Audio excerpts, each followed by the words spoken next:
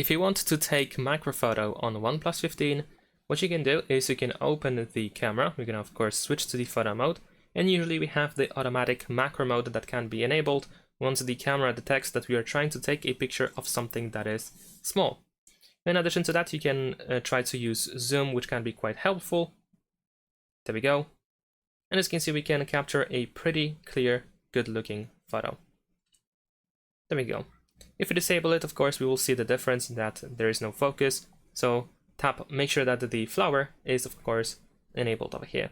If you tap on these three lines in the upper right corner in the photo mode, we can also find the macro shot, which in theory you can use as well. However, in my case, I just believe that the standard flower is actually better. But of course, if you want to, you can use that too.